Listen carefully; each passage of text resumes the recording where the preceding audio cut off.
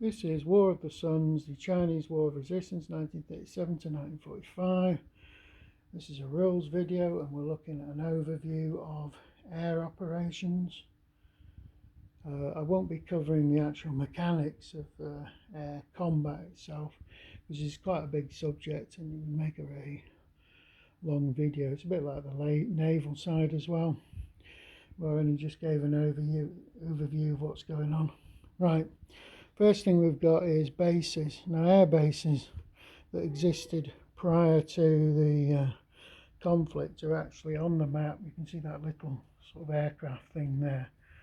Now, an air base in a city can actually base unlimited number of air units. Okay, you can also have air bases. You can base units inside these city hexes here, the ones without the printed air symbol, and you can put one unit in there. You can also build new air bases. That can be done in two ways. It can be done in the administration phase by spending resource points. That's part of the economic sub-game, which I won't be covering at this point. And you can also use engineer units to build them without spending resource points. Any base that you do build just has a capacity of 1. You can only build them in cities, friendly controlled, or you can build them on rail lines, road lines that are friendly controlled. Air bases can be damaged, and if they are damaged, air units can't operate from them until they're repaired. The repair job will require resources. Possibly an engineer can repair it. I'd have to double check that without spending resource points. The air units on a base have several status. You can either be ready, which means you can do one mission per turn, or you can be unready, i.e. you've already performed your mission this turn. You can be rendered inoperative due to the fact that the air base itself has been damaged in some way, and so it has to be repaired before you can actually fly out again, or you can be eliminated and end up in the replacement pool, or certain units can't be replaced, like they'll have an NR here. One thing you can do with air units is you can actually upgrade them. So a new type of air unit that comes in can be used to replace an old existing one. You could deploy both, I suppose. It doesn't say one way or another, but during the reinforcement phase you have the ability to upgrade your air units to better ones. Okay, there are some special rules around Soviet Lend-Lease type things. It's not really Lend-Lease, but the Soviet volunteer group will leave behind aircraft which the Comintern can use. There's also special rules for some of the aircraft like the Hawk 3s and things that were the actual Air Force that the Chinese have at the start. Won't go into that. An air mission, there's loads of different types of air missions, but it's really controlled by what you call your operational range. You see this little half circle over the number 9. Now, oddly enough, you'd think that means, oh, I've only got an operational range of 9. It doesn't actually work like that. You've actually got a complete range of 18, so you could fly out 9 and come back and land for 9, or you could fly out a certain number of hexes and then return to a different airbase, so long as it didn't exceed the double capacity which is already inherent to all aircraft. So that would be, it could use 18 hexes. Now you can actually extend that even further and double it again by using drop pods or drop tanks. If you do that, you'll end up with your combat attack factors for your aircraft being halved as a result of that. There's special markers to mark that. You can redeploy during the redeployment phase. You can freely redeploy anywhere to a friendly or an allied base that is controlled by your side. You can redeploy into these air zone boxes here, which you can just move from one to another. I don't think you have to expend missions doing that, but I think that's it. So there's like one air zone for each sea zone. The actual air zone for the West Pacific is on an off-map box. Okay. Now you can conduct air missions from off board.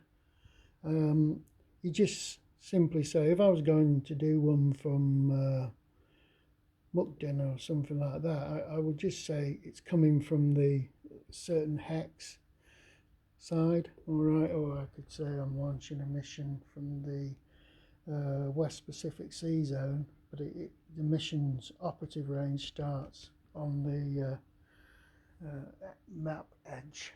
There's a similar sort of thing for India and the Allies, etc. Right, anything else?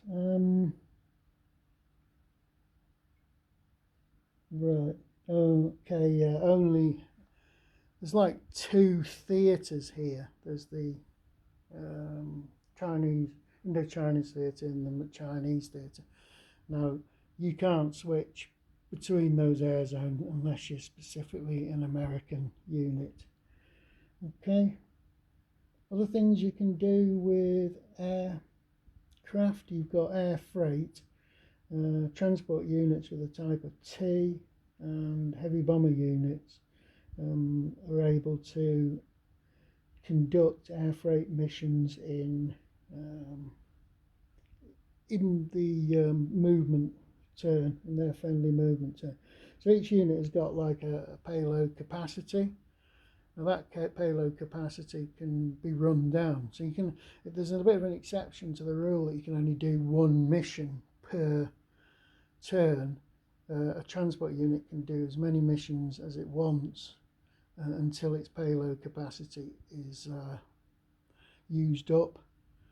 Also, it depends on your operative range. Your payload can be delivered to multiple different hexes so long as you're able to get back and go and sort of land on a friendly airbase.